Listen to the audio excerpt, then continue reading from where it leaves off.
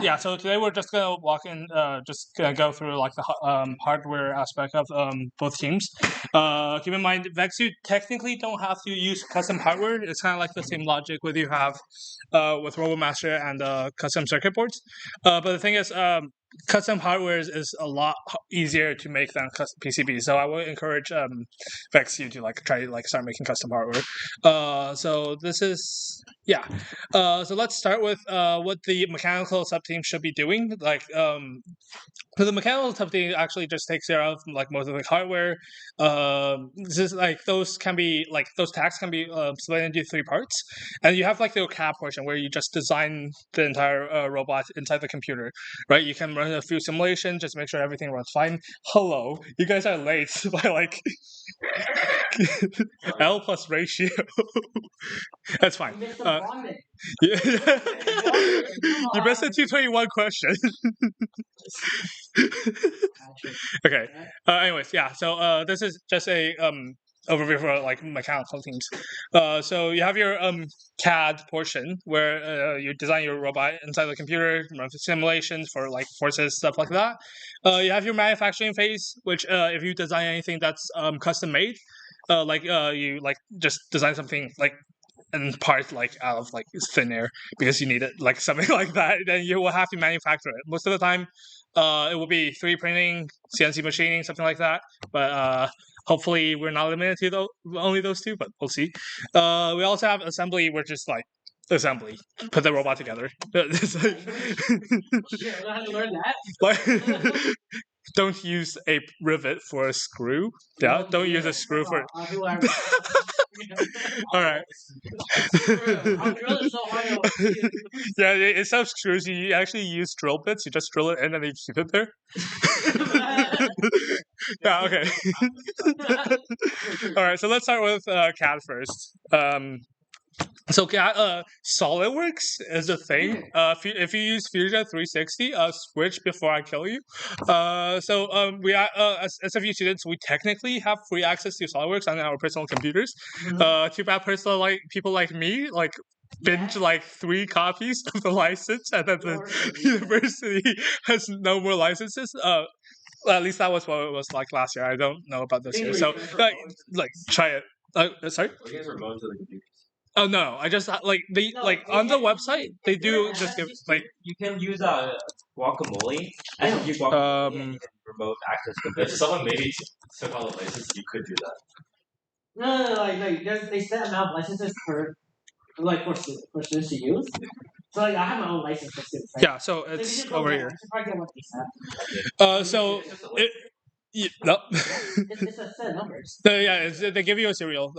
So if you click in here, if you're not in my account, like I got banned from the site for some reason.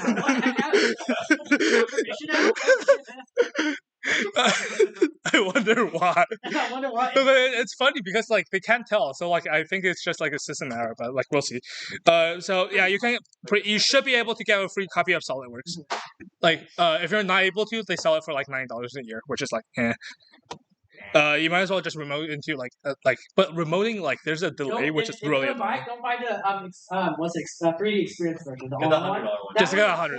Yeah. Everyone hates it so bad. Just get the raw one. Yeah, just get the student edition one. It's like $9, and I think they're running a promotion also. Don't get the online version. I guess the full version. Yeah. Yeah.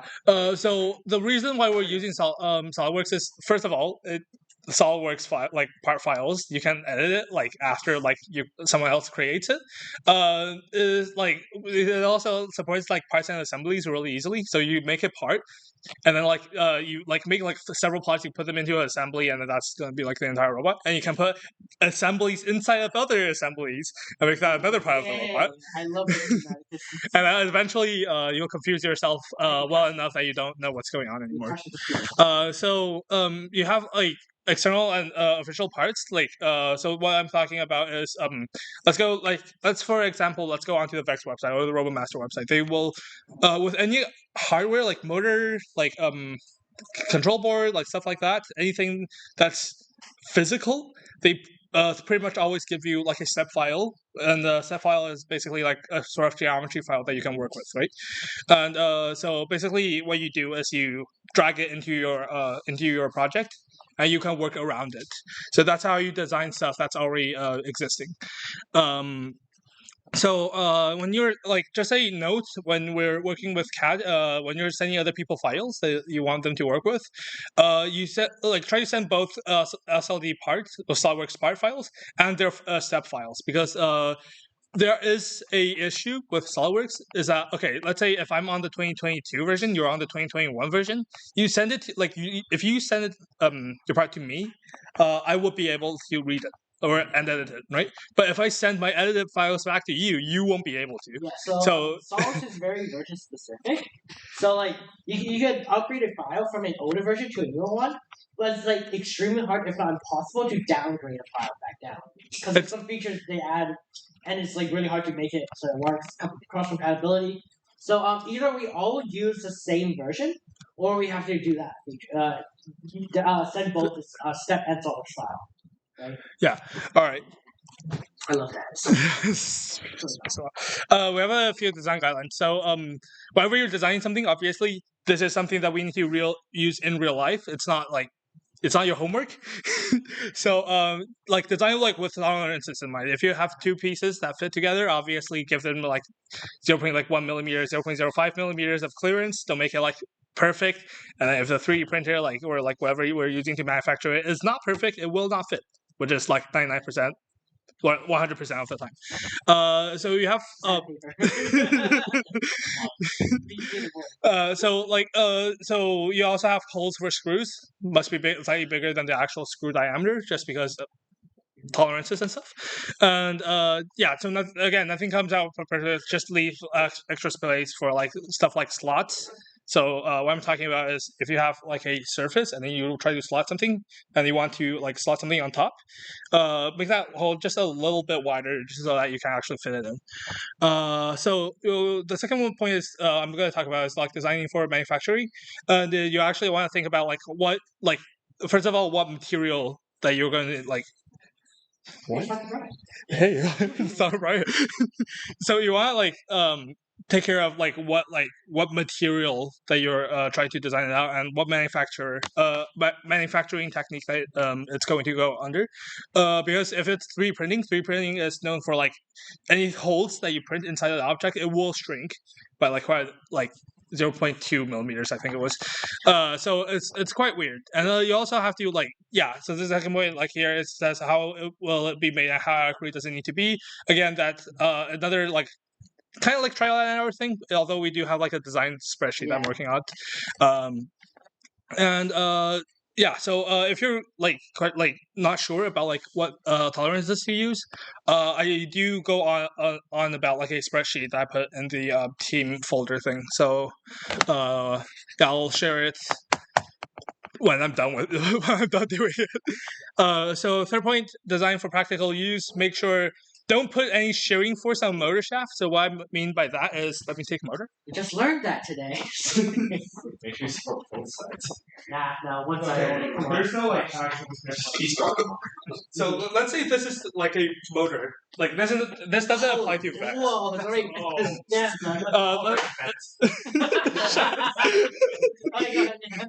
let's say this is a motor, right? Let's say this itself is a motor. This is a shaft that's just poking out of the motor. If you've done an FTC or FRC, this makes more sense to you because, So don't ever put a force that's shearing, that's perpendicular to the direction of the shaft, because what will happen, right, is let's say I have a wheel here, all right, they're all in. Here's a gear. That's a nice wheel. It doesn't even care.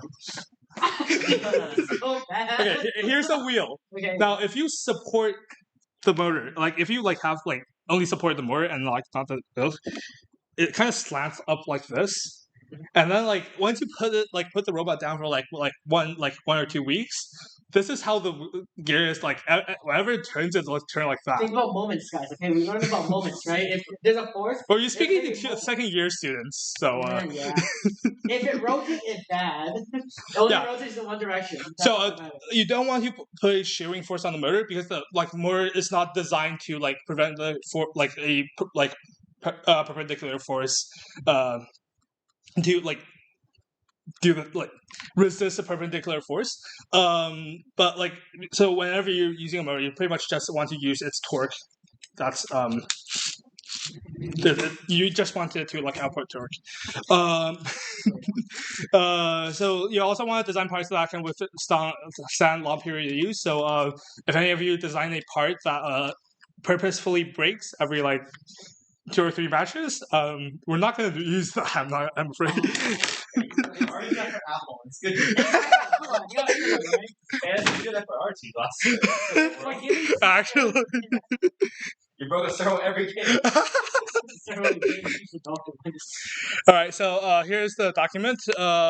So there is a clear like this is I did put this in the like team folder, but I don't think it's public yet. I think we might set it to public after I make a few adjustments. So this is like a like you can see like this is like a whole sheet screw like so the top left I think is a table for like the screw size, like the screw tolerance. It does say like M2, M3, M2.5, M3. I don't work with Imperial, so I haven't added that yet. So if you're using Vex, good luck. But you can see like 3D printing and like CNC machining is going to be quite different. For other applications right now we just have on the right we just have other sizes. 3D printing is generally like about like plus minus 0.125 millimeters. CNC machining is if it's like very close it can be like 0.05 millimeters. All right. So a few more general tips. Just think about like how you assemble the pieces. Please don't like put like a screw hole on the face and then cover it up with something else. It doesn't work. You need some way to like put like screw the screw in, right? It sounds like a challenge. Yeah. So you do want to like just make sure assembly is actually possible and it's like doesn't like take 3 years just to do it. You also want to leave space for like screwdrivers and wrenches to like go in. Generally screwdrivers, as long as you don't like put something that's blocking that the threads, it should be fine. Just don't like go ham on it. You should be fine. Yeah. So you also want to check for the intersections. There's a feature in SolidWorks. I think it's like in evaluation. Yeah. So what this does is basically takes a look at all the like everything, all of the parts in the assembly, and see if any of the geometry is intersecting. And obviously, if it's intersecting, like it will be intersecting in real life, which prevents you from like actually doing anything. If you want to also test if when the movements will intersect, it also works if you drag the part. So like in assembly, you can make the object so it can do what you want it to do. So let's say you have an arm on a robot, right? And you want to rotate like this. You can make it specifically so that it can rotate on that pivot, right? And with the intersection in the evaluation section, you can actually move it around and see when the object is going to intersect. So it'll display red or something when every time it does intersect.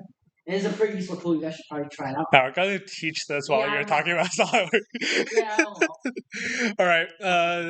So there again, design for manufacturing, please. Like I'm begging you. I don't want to like. Yeah. So try to make the manufacturing process easier. Like keep in mind, like for 3D printing, it matters a lot less because 3D printing will build from the ground up, and whenever you do like any overhangs, you can just put support material below it. But whenever you're working with CNC, you actually have to realize, okay, if I have a 3-axis CNC, which is that's the one that we have. You have a tool head. It's kind of like a drill, but you can go sideways. You go from the top into the workpiece. So what this means is you can only you have like a block of aluminum. You can only machine like the top side of it, and afterwards, if you want to machine something on the bottom, you have to flip it over. Secure it again and then like machine on the bottom. But like once you do this like 2 or 3 times, it gets very, very inaccurate. So like try to like not do like more than like 1 flip realistically. Just try like if it's possible, like as few flips as possible is what I'm trying to say. If it's 1 flip is enough, do 1 flip. If it's 0 flip, that's the best. So like again, like you remove unnecessary features just to make sure like you don't have like 3 flips because those are really annoying to work with. If you have like a interperpendicular okay, so what I mean by the third point, like it says interperpendicular angles, but realistically, all I mean is like, do you see the square slots in the middle? So there is basically okay. Let me just. I go. Let's go. Fair enough.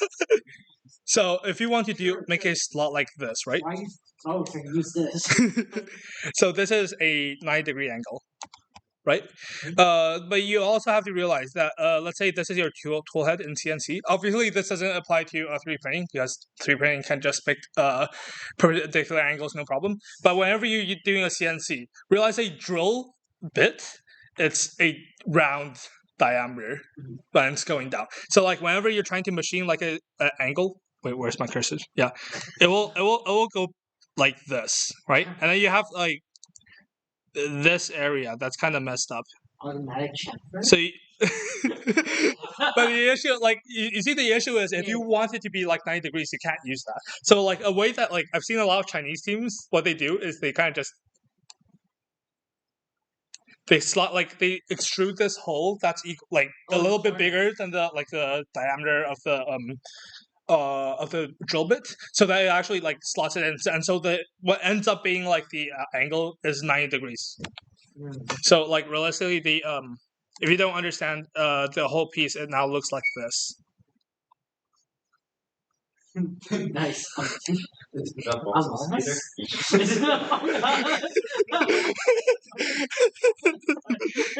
Shush! I don't have like a drawing tablet. Okay, I'm trying my best. It was good. But yeah, this obviously only applies to CNC only. If you have 3D printing, if you're using 3D printing, obviously you'll have to worry about the whole shrinking problem because plastic, when it's hot, it expands a little bit more than. Yeah. So let's move on to manufacturing. This is the part where it gets really unfun or fun if you hate yourself. So there are like also multiple ways to manufacture parts. Like for example, like yeah, I have like the most obvious example is 3D printing and CNC milling. Like okay, I know some of us might like manual labor a little bit more than computer-aided methods, but the reason that why we're using computer-aided methods a lot more these days is because those are generally like the tolerances are a lot better. Like manual, like you can get within like what, like 1 millimeter, half a millimeter. Some people could do it within like really precise. But can they do 0.05 millimeters? Not me. I'm pretty bad at it. That is why we use computer aided. Yeah, so whenever possible, just try to use a computer aided manufacturing method rather than like trying to like drill those holes yourself. So we also have like 3D printing specifically is very fast, like relatively speaking. So it's good for prototyping, but like it just doesn't hold like the dimensional accuracy because of how when the filament comes through the tool head, it is like still very hot, and then whenever you use the piece has cooled down, and like I said, the holes shrink, and like the dimensions generally, it's a little bit wonky. It can be like plus or minus 0.125, which is like a lot different, like a lot bigger than 0.05. And so we have 3D printing. 3D printing, like okay. So the next few slides, I'm just gonna run through like a few ways of manufacturing, or like 2 ways, I think.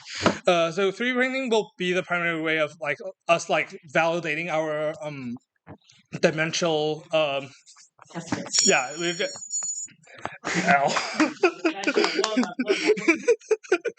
yeah. So yeah, 3D printing like is the way that we just like okay versus CNC. When you have to realize whenever we CNC machine something, it's a lot of like manual labor, and it's also a lot of time. So like we could technically use CNC, but like I would prefer to just like throw like the model into the printer. It'll just do it for me. Like realistically, if we're doing test fits, we're just like looking at the piece and saying, "Oh yeah, that will fit." Right? You don't really need it to be like very accurate. So 3D printing will actually do fine. You also can use it to make like a bit complex parts. So that's like different, very difficult to do CNC. So if you need like a 5-flip or like 5-axis CNC machine just to like make your part, consider if it's possible to like 3D print it. If it's not, we will have to beg SFU. Like I mean, literally beg. So they have a 5-axis machine just right in the other building. It's just hiding in the basement of the other building. Like no one's used it. We take it, guys. No, it's actually an industrial machine. It's like you see those 2 window panels. I think it's like 2 or 3 window panels big. Yeah. It's actually really really big from the pictures I've seen. Yeah. So so far we're just talking about like the prototyping, and sometimes we'll also be forced into using it for actual use. By actual use, I mean putting it onto the robot itself, like during for competitions. This might be a little bit more common in Vex because Vex you don't really need to like grind tolerances, but for Robomaster, tolerance might be a little bit more crucial in that regard. So if you're putting for actual use, you might want to like consider replacing all screw holes, like threaded screw holes, with what we call heater like thread inserts.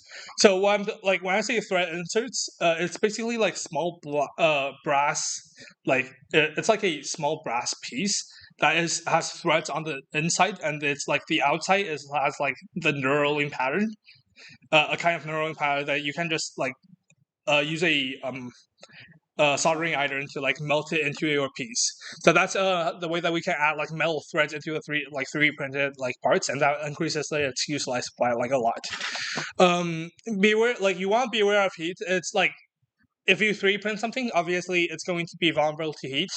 There are methods that you can heat treat it to make it like more like less vulnerable to heat for some reason, but you still want to be aware of like be very careful when it comes to heat. Robots movement is kinetic energy, and kinetic energy transfers into heat, right? So you Sure, okay. that's the only thing that I know how to Actually. talk about. But yeah, just like make sure that it doesn't melt on the robot because it will be impossible to fix it. It's a challenge. Exactly. Yeah, so we also have materials. Generally, like use PLA Plus if you're good doing prototyping. Cheapest material, easiest to print. If you were going to like actually use the part on the robot, obviously choose something better than PLA, unless if you want PLA, but questionable, but sure. Okay, let's move on to CNC milling.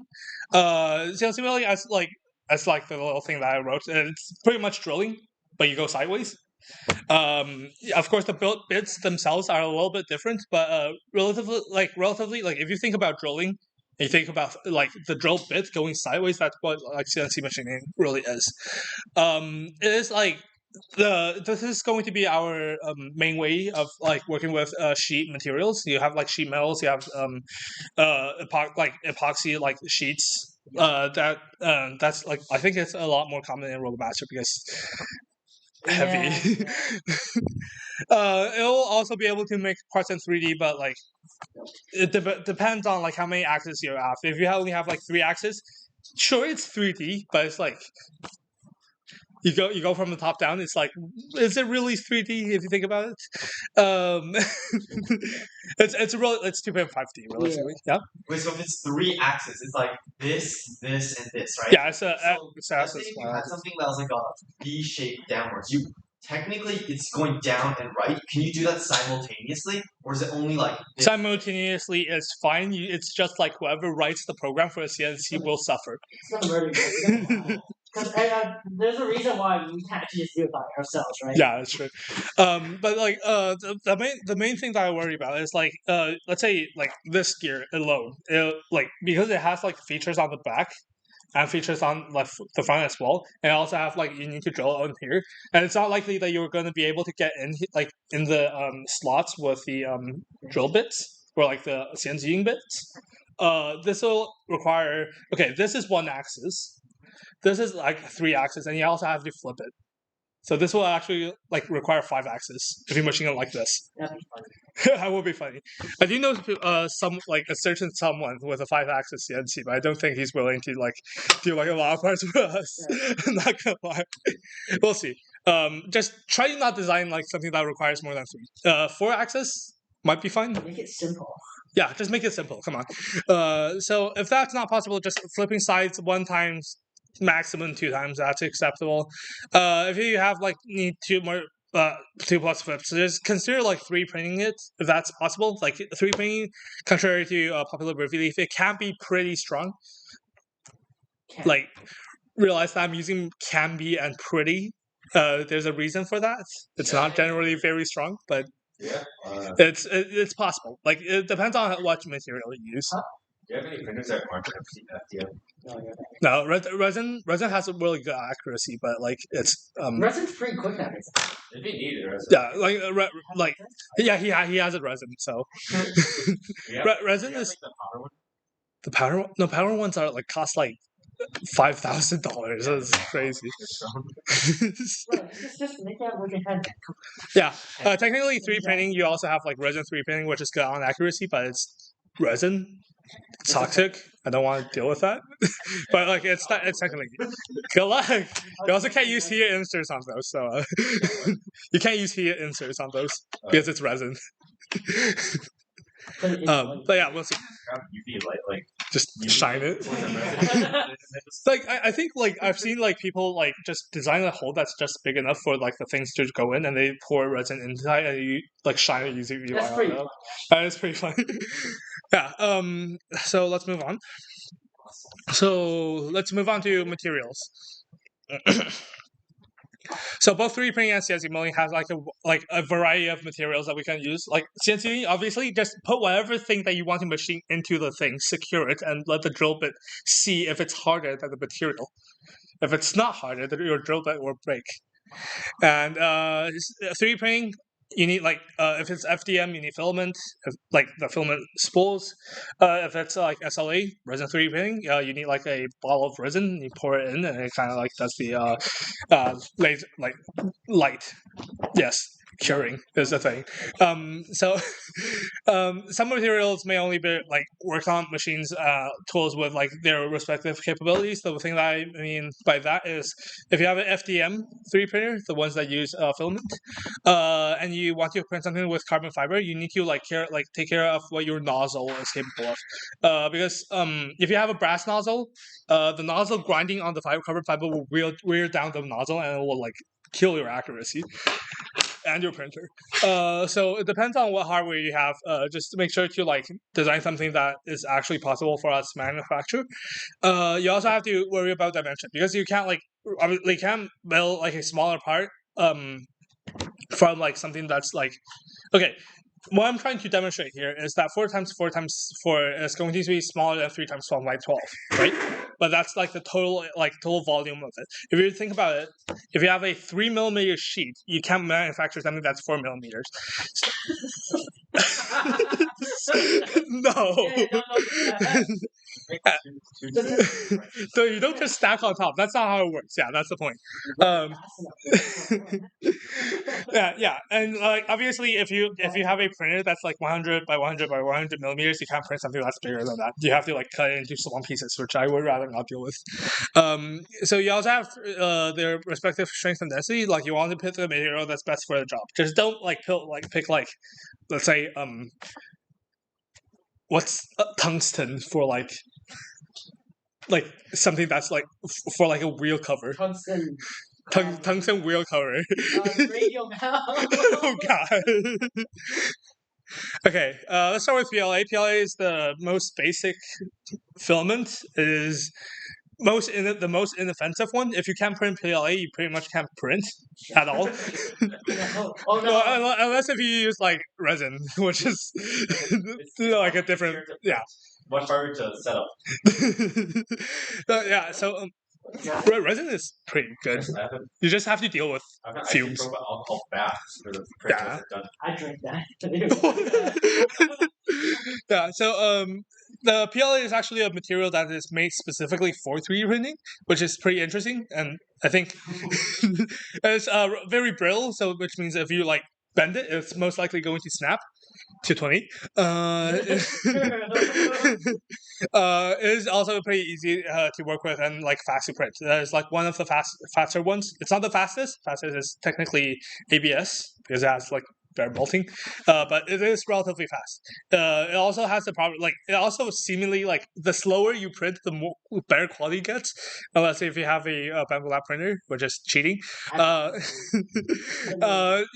It gives you good performance nowadays because it's no longer like very weak. It's actually like a decent amount of strength. It also does good on overhangs. So when I say overhang, let's say I want to print something that is like a box, but then the box lid is closed. Because there's nothing in the middle, it has to go through like it has to go over mid-air, right? You have extrude plastic in mid-air. PLA does it really good when you compare it to like PC or something like that. But like yeah, so PLA you pretty much just use it to check your dimensions. It's just to check your tolerances. If not even tolerances, it's just to check like if your robot will be like assemble correctly, right? You also like just try not to use this on the final robot. Like there are better materials. This one will break if you use it most of the time. And on the other side of the spectrum, from easy to print to hardest to print, you have engineering materials. So you have like the carbon fiber nylon, like carbon fiber, like PC polycarbonate, pure polycarbonate is also a thing, I guess. So those are generally like in the form of carbon fiber composites. Carbon fibers, like, you technically make them a little bit stronger. It doesn't make them that much stronger. If you mix them well enough. If you don't mix them well enough, they're weaker. So it's a hit or miss. But I know a source that actually does like good carbon fiber stuff. So hopefully it works. The main difference from like actual carbon fiber like epoxy sheets that you see like in markets of drones stuff like that is that those are not continuous fibers. And what I mean is like have you noticed on those sheets they normally just have like a pattern that's like kind of like the squares, right? Those are actually not printed on top. Those are just like the fibers across. Yeah, they just like kind of threaded like. It's like a blanket, but then you pour yeah, resin over it. and then you put resin over it, and then you put like another blanket on top, and that's how they do the epoxying. So that's why it's so strong. It's because like they have continuous fibers running across the entire sheet, right? But like this 3D printing, that's not going to be possible unless if you buy a Mark IV printer, which is very expensive. And if one of you have those, I'll ask you to print everything. Actually, like, okay, the good thing about carbon fiber is that it does hold your diamond. Like, it tends to warp a lot less because it has like form fiber. It kind of just hold everything in place. But again, those are like they chop it up. Like they chop those continuous fibers up and then they mix it into the prints. Which is why it's lighter, right? Carbon fiber is still carbon fiber, even though it's chopped up. It is still lighter than most plastics, but it is not at like don't expect anywhere near the strength of like an actual sheet of carbon fiber. So it is very difficult to work with. You need like a specific like temperature, which is like for polycarbonate or nylon, and like. Again, you need a nozzle that will not be grinded down by this.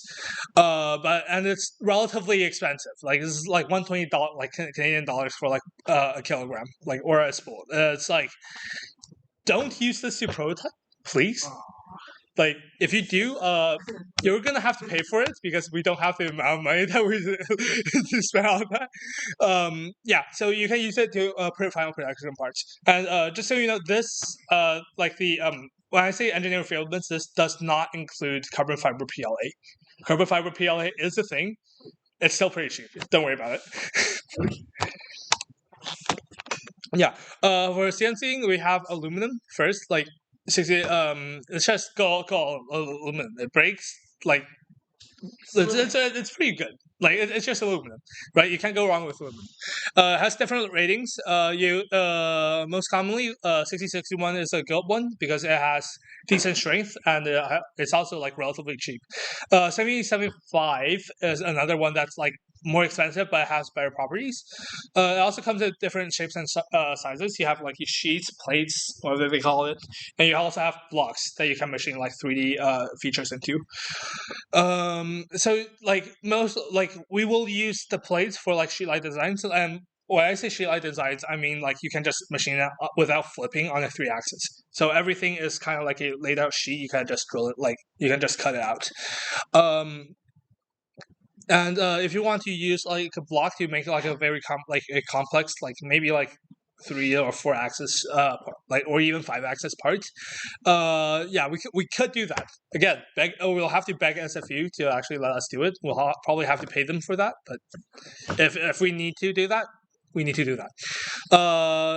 So just one thing that I want to ask is like, can you guys like not you like just use it as a final like few like 1 or 2 iterations, like just make sure you have like a completely acceptable and a ready design in 3, like that's 3D printed and you've tested it, and then you go into doing all of them, because like each one of those will cost a lot, even if it's only like a 3-axis part. Yeah, so as you say, like try not to prototype with CNC because first of all, material. Second of all, actually wears down the wear down the tool head by a bit, and also very difficult to code and like deal with. So generally annoying. We also have composite sheets. Fibers are a thing. Those are carbon fiber sheets. So speaking of, for RoboMaster this year, we'll most likely not use carbon fiber. We'll use glass fiber. The difference between those two, right? You can see here, like glass fiber is like GF, carbon fiber CF. The difference between those two is glass fiber. Their mechanical properties are about the same, except carbon fiber is a lot lighter because carbon. Glass, like again, like their impact strength, all the like modulus, blah blah blah. Like the mechanical properties are very similar, but glass fiber, they're cheap, but they're heavy. They offer a lot better strength at 3D printed parts, and glass fiber again, good price. Carbon fiber, it's a very high strength to weight ratio, and we commonly just get like millimeters in thickness. Although like in North America they use imperial a lot more, so I'm going to start crying because we need to start designing with it. Yeah, so you can use it. Sorry. You can use again CNC machining. This is like, if you have a composite sheet, obviously don't try to make any 3D designs. Just make it 2D so we can just cut it out. Because if you make a 3D design, it's a composite. It's not. I don't think it's going to be very well received. I don't think it's gonna like work very well. So like, try to not do any 3D designs on it if possible. Yeah. Again, try not to prototype it. Composites, especially if you're trying to work with composites, consider this a safety warning, right? Whenever like you want to work with this, let's say you saw it or you you CNC it, it's going to release like the fibers like in like very small chunks, and then you like what happens is people can breathe it in and it'll cause like some damage inside your lungs. So it is actually pretty dangerous. Don't. Very small. Sorry. Spiky. Yeah, it's like breathing in glass. So eating glass version 2. But it's like, yeah, just be generally very cautious when you're trying to work with it. Actually. All right, assembly. Stuff, hardware. Okay, so there are many types of screws, but like only a select few will meet our needs. I'll have a slides running down like each of the hardwares in the next few slides, I think. And okay, so about screws specifically, if you have a screw and a nut, and then you put it on the vibrating machine, eventually they will vibrate loose, right? Because like vibrations, that's how like screws and nuts work. And then especially for Vex, right? They give you a penalty each time you lose a part of your robot on the arena, right? And then a nut is considered a part. So try to avoid losing any nuts. So you also want to choose the right tool and hardware for the job so you don't troll yourself. And we've had a few examples of these before. We'll just run down those really quick. So first of all, screws. Relatively simple. You have a few of them, all of the same purpose. So on the left side we have like socket screws. The key differentiating factor of this is like, let's say this is your screw. It's actually like it's going to be like a kind of like a cylinder that extrudes out, and then your key is inside that cylinder. This has like that kind of increases the area that when you're trying to like have a screwdriver like dive in and then like turn it, that increases your keyhole like area of contact with the screwdriver. So it's less likely to strip like the screwdriving key, but it also like extrudes up from the surface itself, so it obstructs like some of your design. So keep in mind that could be a thing that happens. So for Vexus, like very specifically, Vexu uses all disc head screws in the middle. I don't think they have like socket heads, but we come back to them. Like they wouldn't mind, right? They wouldn't mind, right? Okay. Yeah. So this has screws. What they have, like, it's kind of like a semi sphere that's on top. It's fairly similar, but it's just like a little bit lower, so like not as much area, but like it obstructs a lot less. On the far right side, you have the flathead screws. Those it just increase your key stripping risk by quite like a little bit more. It's obviously it's like still usable. It's not going to be like So good. yeah, but like you get no surface. It just sinks into the material. There's nothing on top. Like you can't like obstruct anything. So we have a few common sizes for RoboMaster: M2, M2.5, M3, and M4. I'm saying M. What this really means is like the diameter of the thread is going to be like 3 millimeters, 2 millimeters, stuff like that. And then it's those two sizes for Vex. I don't use Imperial, so you guys will have to figure that out. Good luck. But yeah, so for RoboMaster, I want like everything that we'll use is going to be hex drive, which is like your screwdriver tip is going to be like a hexagonal like shape. Vex, for some reason, they like star drive, which is like hex V2. It like makes it Cool. yeah. And those are decent. Yeah, those are decent. Yes, like and they are backwards compatible with hex. Yeah. But too bad, like they like I couldn't find any like star drives that are like socket heads in China. Yeah, I don't think it's Yeah, it's like questionable, especially like socket heads. Like I don't think that's possible. But we'll see. put hot glue in. So we actually have different levels for screws. Surprisingly, you have like 4.8. Like those are like the grade levels. Like think of like grade as in like school grades. So 4.8 is generally considered good enough. 12.9 is very good. Like I guess that's a thing. Stripping risk is inversely proportional to its obstruction on top of the surface. Again, that's the scale that we have up there. So rivets, try to not use them. If you have them and you like them, stop. Now the issue is it has its advantages, right? You can't like secure them from only one side. Like what I mean is if this is a rivet, and this is like a thing that I want to secure it to. Put it in. I have a tool that pulls out like the long stick that it has, and it's already secured. You don't have to go on the other side to add like a nut. But the issue is, once it's secure, it's there forever. If you want to get it out, you have to get a drill bit and you have to drill it out, which is very annoying. Most likely won't use any of this. If you want to like use this, sure, use as few as possible. But the only good thing about it, realistically, is like you can secure it from one side, and I guess it never goes loose. So that's another thing. Yeah, most likely won't use this because I don't want you to like start drilling like 500 times just to like disassemble a robot. So now we have washers and spacers. Those are things that you just put onto like a screw. This is a screw now. Washer is just a small metal like imagine like a sheet metal. You punch a hole in it, you punch another bigger hole, and then that's your washer. I think that's how they manufacture it anyway. Yes, so, yeah. Nylon spacers are basically washers, but they're thick and plastic.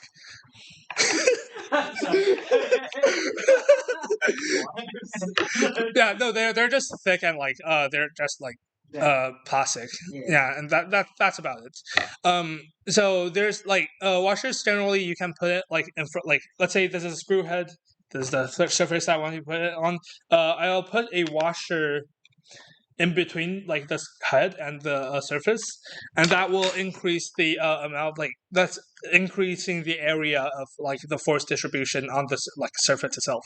So the head actually like applies force to the washer first, and the washer is going to be the area that applies force to the surface.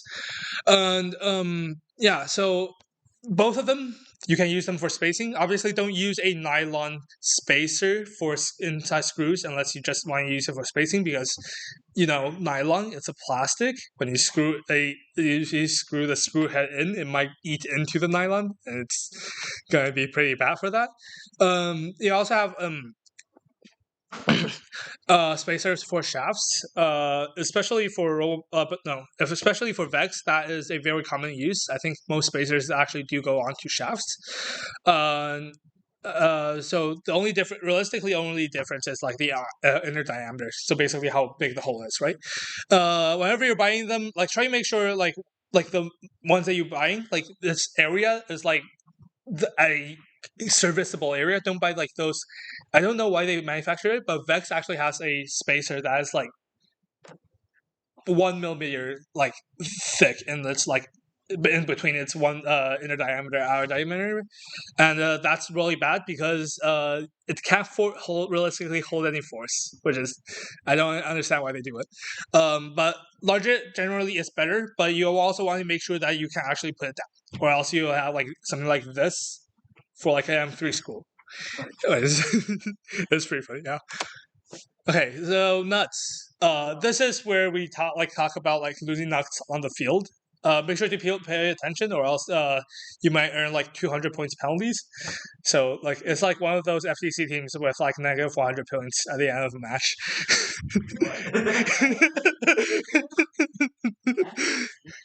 Yeah, or your team. Yeah, my team. Let's go. So we have a standard hex nut, caps nut, nylock nut. So on the left side, it is less like the least vibration resistant.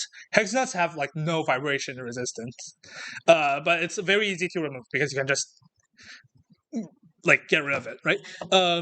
On the right side, more resistance nylocks. The only difference between hex nuts and nylock is because they add like a nylon ring inside the knot. So it's this white piece that's a nylon ring. It's just nylon. That's like whenever you screw something into there, it just keeps it in place. Nylocks, this is why I like nylocks a lot, but it's harder to assemble with it because you need something that to hold the nut in place while you try to screw it in, or else it will just spin with a screw. And in the middle we have caps nuts. Caps nuts is very common in it's very common in Vex because that's a standard nut they use. They have like little teeth that that's on the nut that like attempts to hold the nut in place while you screw it in, and then whenever it vibrates, it's hopefully doesn't like gets loose. But realistically, what happens every time, right, is that like it still goes loose after like a while. It's like barely any better than hex nuts, so it's a thing. So I would say like we can use hex nuts and caps nuts for prototyping, but whenever we're trying to build a final version of robot, please, for love of God, use nylocks. Please, and for nylocks specifically, if you need to like do any, if you like when you're screwing a screw into a nylock, make sure the screw actually protrudes all the way outside of the nylock, because you want to go through the entire ring of the nylon ring for it to like actually take effect. Are Mhm. split pins allowed? Sorry, Split pins. split pins. It's What? basically hole is drilled at the end of the bolt, and you can like. that's a I like that idea. I don't know if that.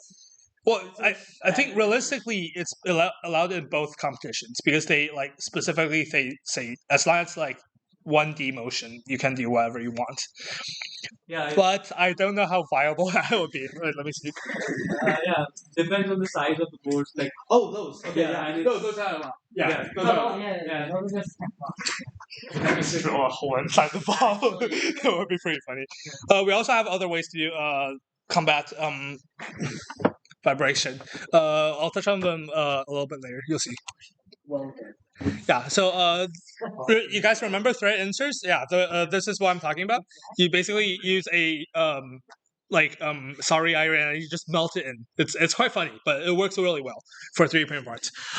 So let's talk like on the left side, those are standoffs. Those are basically imagine a spacer, but they have threads inside, so you can like actually just screw it in from the top, from the both sides. And some of them even have like threads just protruding out from the other side, which is standoff bolts, I think. So like standoff screws. I don't remember. Yeah. So the kind of like spacers, except they're threaded. They can also come with a built-in screw on the other side. So let's say this side is threads. And then you have a screw, like a screw thread, just protruding out of the other side, which is funny. Yeah. Thread inserts. I've talked about this. If anyone have any questions on it, I'm not going to answer them, but good luck. Okay. Okay, so yeah, this is a vibration resistance light. From the left side to the right side, it's from all I know, it is like the effectiveness. Nylock, it's a bit questionable because for Nylock specifically, whenever you have a screw going in and you pull it out, it loses some of that effectiveness, right? Because the nylon has already threads inside them. And so once you do that a few more times, it just gradually it loses more and more. It doesn't lose its functionality entirely, but it does lose more and more effectiveness against vibration. So on the left side we have spring washers. Those are basically washers, but they have a springy how should I say this? They have they basically apply some more force down onto the surface in hopes of trying to squeeze the bolt a little bit tighter. Too bad it barely works. It's a thing that we can use, I guess. But in the middle we have blue Loctite. For a love of God, use blue Loctite, please. Blue specifically. If you use red, you'll never be able to remove it. If you use green, that is for industry use and very specific uses. If you use purple, I don't even know why they have purple, but that's a color. So blue is the only one that's removable. Okay, so blue Loctite. This is an official Loctite. It's in a red bottle. Yes, very confusing, I know. They also manufacture red Loctite in blue bottles. Welcome to hell. Yeah, exactly.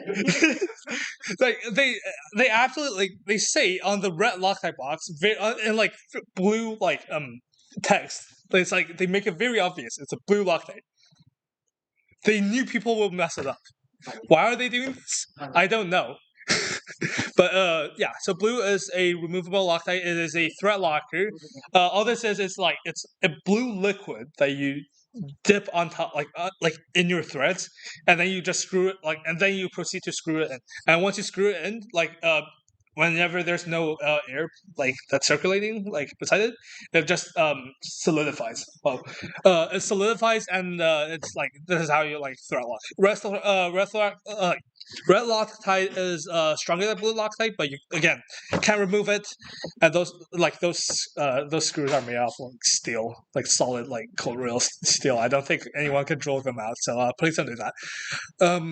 Night locks we already talked about, and we also have lock washers. So I think those are basically just two washers that have a locking pattern on top of them, and it's you put one on the bottom, one on the top, and then you put the screw through, and then you go down to the surface that you're trying to put the screw through, and it's apparently very effective. I've never used it, and it's very expensive, which is probably why we'll never use it.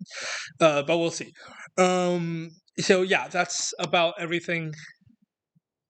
Oh yeah, I guess blue Loctite. Obviously, it's like glue. It's one-time use. Don't use it multiple times because it won't work.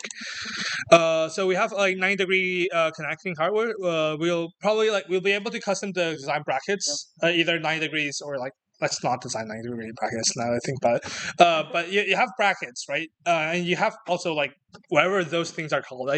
I searched for those online, but just blocks. Yeah, it's you don't have an actual name for it, or rarely. So those are aluminum blocks that you machine and it's there's a thread inside each hole, and then you can just screw it in. And what we're using those two for is if you have a plate that is perpendicular to another plate, we can drill holes on them and then just secure them using those hardware. And yeah, they're often in the corner. because if you have one in the middle and they have the other, it doesn't go through. Yeah. So bearings. Bearings we will probably touch on a little bit more during next mechanical, which is going to be like related to motion, I think, or we can do SolidWorks. Your choice. No, let's do bearings. I'm putting you on the spot. Come No, on. let's do bearings. All right, let's do bearings. So bearings mainly have like they resist force that is like parallel to the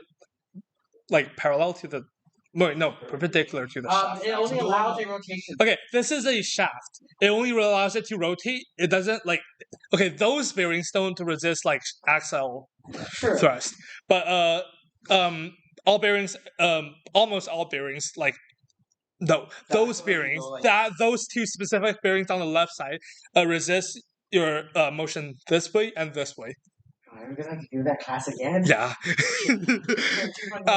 Only difference with bearings and flank bearings is that flank bearings have a flank that allows you to just like drill a hole on the surface and then just slap it in. It'll keep it there.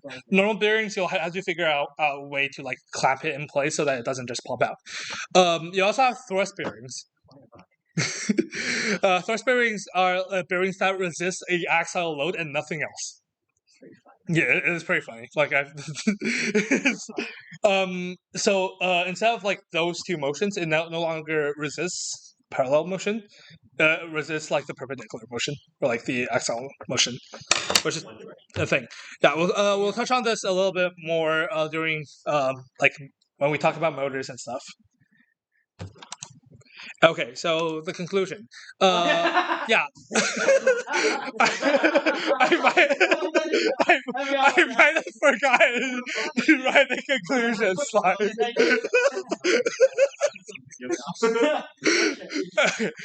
Fun fact: I didn't design this to be like put on top of the presentation. I just forgot to do it. So.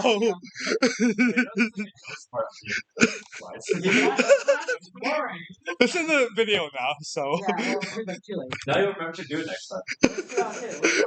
So many slots. What's two other two? What's the second one?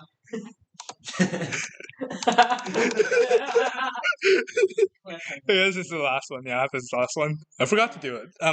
Okay, I guess I'm just going to like say what we're trying to do. So make sure to like if possible, please upgrade your Discord name. Oh shit. This Discord username in the server into your first name, because I will start referring to you as your Discord name if you don't do that. Because I can't match like faces and names, but I match like Discord names very well for some reason. What's mine?